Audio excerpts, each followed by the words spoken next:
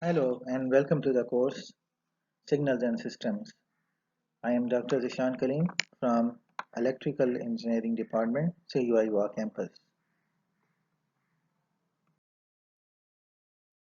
In this video, we will discuss convolution examples in continuity to our previous video, and we will focus on discrete time convolution examples. Let's see the example 1 related to discrete time convolution, and there can be a two method to solve the discrete time convolution. One can be a graphical way and the other can be a mathematical way. So first of all, you can try every solution, every question to solve that in a mathematical way. So if there exists no solution in a mathematical way, then you can shift towards a graphical way, right? Because if you can easily solve a mathematical way, then you don't need to do too much steps, then it will become easy to solve that one. So let's see first an example where we have an xn. This is our given signal, which is the unit step function n minus 4, like the delayed unit step function with the 4 samples. And the hn impulse response of a system is given as: for n less than 0 you have a 0 value, for n greater or equal to 0, less than or equal to 3 you have a 1, and for n greater or equal to 4, less than 5 you have a minus 2 amplitude, and for n greater than 5 you have a 0. So these signals can be plotted as, for example, xn is plotted here. You can see that un minus 4, because you, if there is only un, then it will start from 0 till infinity, it will be 1. Whereas it is a un minus 4 signal, so it will be delayed by a 4 samples, so 0, 1, 2, 3, and the 4th. So it will start from the 4 samples. So this is 4 samples, right? That was because it is delayed by 4. So this is from 4 to onward, it will have a 1 amplitude. Whereas hn we plotted by using this equation, right? If you can see that for n less than 0, there is a 0 sample, right? These one, they have a no amplitude. And for 0 to 3, this is 0, 1, 2, and 3.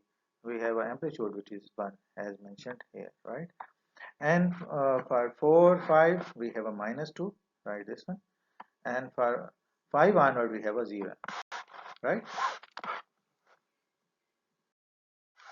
Okay, first, as I mentioned, that first we can try the mathematical way. If we can easily solve them a mathematical way, then we don't need to go for a graphical way, because our target is to find the convolution, and if we can easily find by mathematical way, then no need for a pictorial way or a graphical way. Okay, let's see. Y n equals to, as you know, the convolution is written as x n convolution. This sign is for convolution h n. So in terms of k, because we usually shift from the variables, change the variables from n to k. So k equals to minus infinity to infinity, x k h n minus k. We already proved this equation in the last lecture as well. So instead of x k, we have here u of k minus 4, right? In the previous slide I mentioned. And for h minus n minus k, we have h n minus k, right? Same name. So we can use, as you know, that we can use uk minus 4 to change the summation limits. You know that unit step function always starts at 0 and its amplitude is 1. Whereas for 0 onward, its value is 1. And here the case is uk minus 4. So it's starting from 4 onward, it is 1, as we already discussed in the previous slide. So we have to change the limit from k is equal to 4 to infinity, because there will be no value before 4. So it becomes, whereas the amplitude of a unit step function is 1. So 1 into h minus k. From here you can say that the limit is changed from k to infinity, but we have no convenient functional representation of hn to allow us to solve. But there is no other representation or series or other way to solve this hn minus k, even we have a summation from k is equal to 4 to infinity. Thus we will use a piecewise fashion to solve this convolution. Piecewise means piece by piece we will solve this function like a graphical way. We did previously as well. Now we will follow the graphical way. Okay, let's solve the same question by graphical way. Case 1, when n equals to n less than equal to less than 4, right? When n is less than 4. You know that when here h n minus k, yeah, to plot the h n minus k, you first need to plot h minus k. We have given h of k, right? H minus k, then shift shift the origin to n, so it becomes n minus k. So for example, this is your function, so it will start now. If it is less than 4, here n is less than 4, it means that as you know that the u of k minus 4, as we have a u of k minus 4, right? So k minus 4, we have only value starts from 4, right? So when n is less than 4, it means that this there is no overlap between these two. So when n is less than 4, so you can't get any output. So in this case, when you multiply and add, then you will get yn equals to 0, since there is zero overlap between the two input signals, two signals. Let's say another case when k n is greater or equal to 4. So when n is greater or equal to 4, look at this. This will start from here. There will be an overlap, right? For example, these points are overlapping when n is equal to 4. So we have to determine the value of yn for a specific values of n.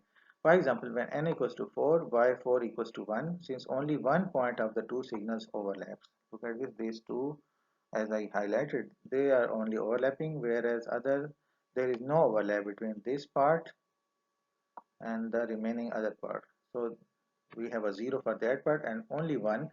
1 into 1 we have 1. So for n equals to 4 we have a 1. Now continue increasing n. For example, n equals to 5, then there is 2 points which are overlapping. So 1 into 1 plus 1 into 1 plus 1 into 1, so equals to 2. There are 2 points overlapping, so summation is equal to 2. For case 4 and 5, for example, n equals to 6, 7. If you move further here, so you have a y6, 3, y7, 4, right? Because more points will overlap. For n equals to 8, we have a negative overlap as well. So y8 is equal to 2, because these points have a positive impact. For example, this will result in 4, whereas this one and that one will give you minus 2. So minus 2 or plus 4, so result will be 2, right? This one. For for n greater or equal to 9, so what will happen? There will be yn equals to 0. Look at this, because how it is 0? This will give you, for example, 4 output, right? Whereas minus 2 into 1 will give you minus 2. Similarly, minus 2 into 1 will give you minus 2. So minus 2 plus 4. So what is result? It results in 0. Similarly, if you continue increasing this one, moving from here to this direction by increasing n, then always there will be result 0. Why? Because you just shift here. Similarly, there will be two samples which are overlapping. They will give minus 2, minus 2, and other will give 4. So result will be 0. So that's why we have a final plot, whereas for n greater or equal to n, we have a 0 output, whereas others we already calculated 1, 2, 3, 4, and then, for example, 2 and then 0.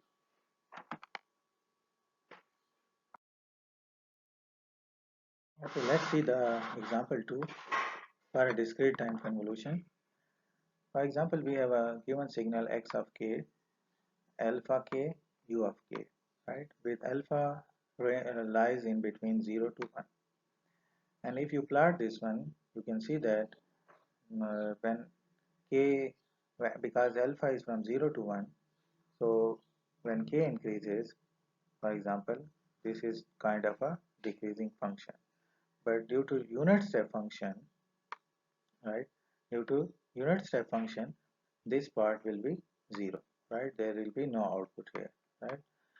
Similarly, we have a h of k which is given as u of k. So h of k is a unit step function. Unit step function means from 0 to infinity you have a value of 1, whereas from 0 to negative side we have a 0 to negative infinity we have a value 0. So we can plot this one in that way. Now as you know that we have to uh, shift the we have to find the h of k minus m, right? H of k minus m here, because here we have a m at the time axis, right? M at the time axis. You can use either k and m, but the main thing is you know the concept. There is no problem of using k here, m here, n here, so on. You just know the approach, that's all.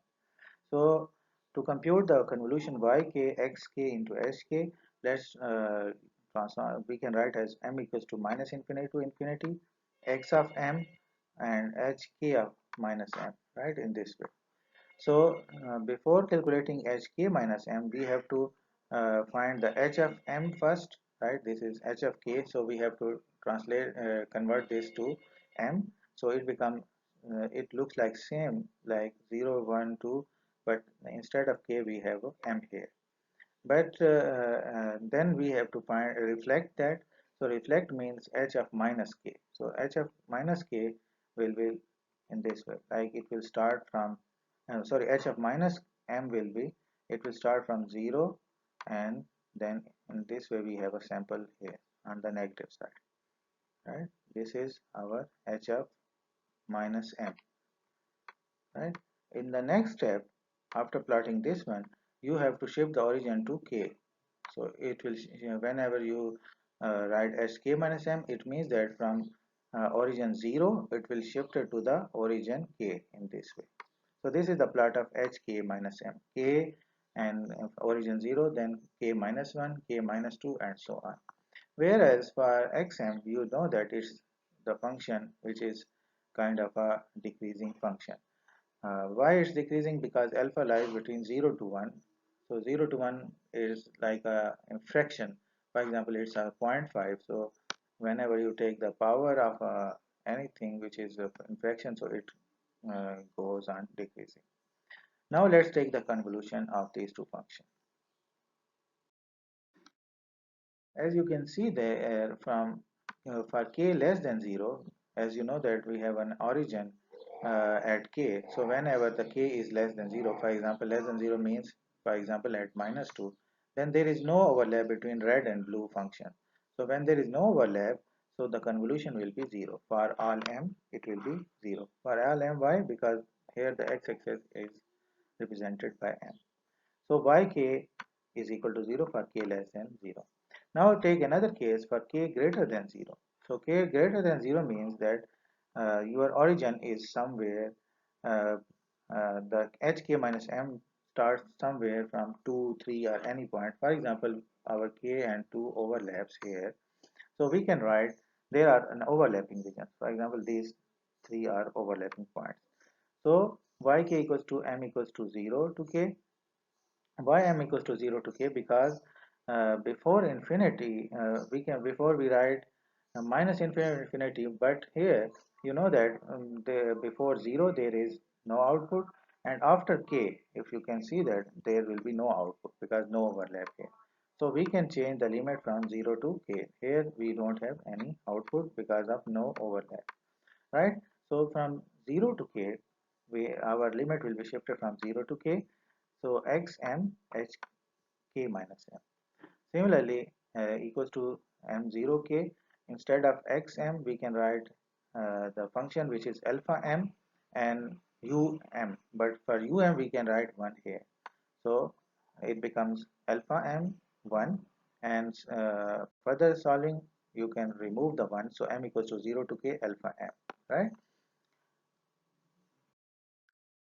From table, now we are going to solve them mathematically because their mathematical solution exists. This is kind of a series. So for when alpha equals to 1, for example, 1 raised to power n, so it becomes n. So look at this, this is n. For alpha equals to 1, it is n, whereas for any other number, when alpha is not equal to 1, then we can write this function summation n equal to 0 to n minus 1 alpha n equals to 1 minus alpha n and 1 minus alpha, right? So similarly, by using this, we can write our function, this function, in this way: 1 minus alpha k plus 1. Why plus 1? Because here you can see that there was an n minus 1, but where we have here k, so we are not subtracting, so we have to add 1 here as well. So 1 minus alpha k plus 1, 1 minus alpha for k greater or equal to 0. So we can finally write this equation: yk equals to 1 minus alpha k plus 1 over 1 minus alpha into unit step. But why unit step? To show that this function is valid for k greater than 0, not less than 0. So whenever we plot this one, so we will get for k less than 0, we have a 0 value, right? This one. And for k greater than 0, you just put the value of k here and keep increasing, and alpha you can select any value, for example 0 0.5, 0 0.2, any value, then you will see some trend like this one, right? And it will approach at to 1 over 1 minus alpha for a larger value of k, right? So this was the example. We can see that we can solve the example by using some mathematical ways. This is another example for discrete time convolution as well, and here we will also focus on mathematical way to solve this example. So the signal, given signal, we have xn given as un, means the unit step function, and we plotted here like that because it is 0 before 0, and for 0 onward to infinity it is 1. Whereas hn is half of n un, so it is something like this way, like half 0.5 for different values of n, and due to un we don't have an output before 0, right? So it will be 0. So we have two functions. Now we have to convolve this xn and hn. So Sn is denoted as a convolution of xn into hn. So we can write as, by shifting the variable to k domain, k minus infinity to infinity, x of k, hn minus k, right? Okay, thus the step response is as follows. Following found by substituting our actual signal into the general convolution sum, as you know that we have a x of n equals to u of k, right? And the h of n equals to half n minus k, u n minus k. We already have these two given functions. This is function 2, this is function 1. Now for k is 1 and less than 0. If you put n less than 0 here, Sn is 0. Why Sn is 0? For example, this picture. If you see that when you have a n less than 0, so and the other function is starting from 0 onward, though, so there will be no overlap between them. So definitely the output will be 0. This is because un minus k will be starting at point less than 0 in the k domain and will extend to minus infinity. So whereas k start at 0 and extend to plus. So we can visualize and say that for the value, any value of n, for example we take n minus 2, so we can say that the overlapping is 0. So there is no overlapping, so output is 0 for n less than 0. Now let's check the case number 2 where n is greater than or equal to 0. Note that UK means that you know that when we have a unit step function with a k domain, for example, it means that the summation will be 0 for all values of k less than 0. You know that when k is less than 0, so there will be no output, right? In the, like this picture, right? You can see that there will be no output. So we can change the lower limit of summation to 0. If we have a summation like this one, minus infinity to plus infinity, right? But if we have a unit step function here, so for unit step function we can change the limit from 0 to infinity rather than minus infinity, because unit step function there is no output at minus negative side, right? Similarly, the un minus k term means that the summation for all values of k greater than n will be 0. How? Look at it. K greater than n. K greater than n means that k, look at this is k axis, right? This is k axis, and greater than n, this is n minus 2. When k is greater than n, for example, k is 0, as in this example, and n is minus 2, right? So here you can see that 0 is greater than minus 2. So there is no overlap. You can clearly see that there is no overlap, so our summation will be 0. Definitely summation will be 0. Since that the unit step is flipped and extend towards minus infinity, this one is extend toward minus, so we can change the upper limit of summation to n. So we can change instead of from 0 to infinity, we can say that 0 to n. Why? Because whenever this function shift towards in this way, so there will be overlap, and for example n equals to 2, then there will be this, this, and this, for example. So there will be always values from k greater than n, and there will be no values for k. So there will be always values for k less than n, but not for k greater than n, right? So when k is less than n, for example, n is here, n is 2, and you have a k 0 here. So 0 is less than 2. So then you have a value, like this one is overlapping between. So we can, in this way, we can say that we always have a value from k will range of the k will be 0 to n instead of 0 to infinity. So both of the unit step function will have a value 1. So we can see this on the next slide. Look at this. K is to n greater or equal to 0, thus it can be represented instead of minus infinity to infinity, we change the limit to 0 to n.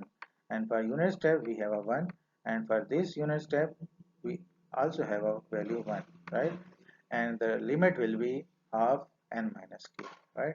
Now we can pull out any terms only in n, because this is a function of k, so we can take out the values which have the values n, not k.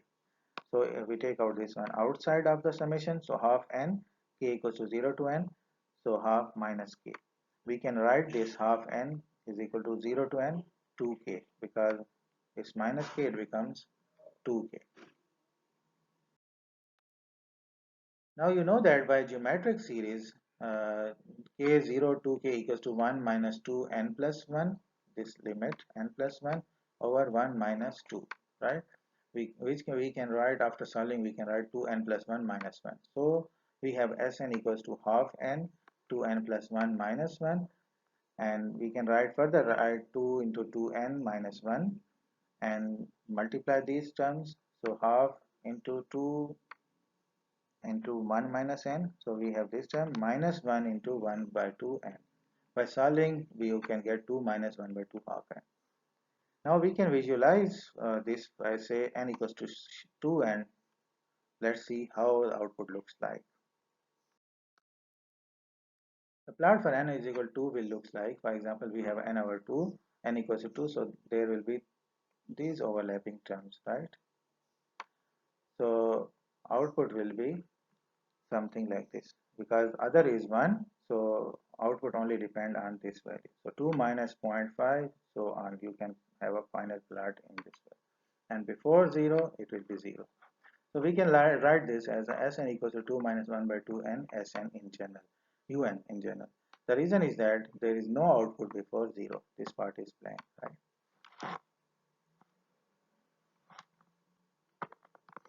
So this is all for the examples. There will be some assignments and quiz in the class as well. Thank you for listening. And for question answer session, there will be some reserved slot. So exact time will be communicated later on. Thank you.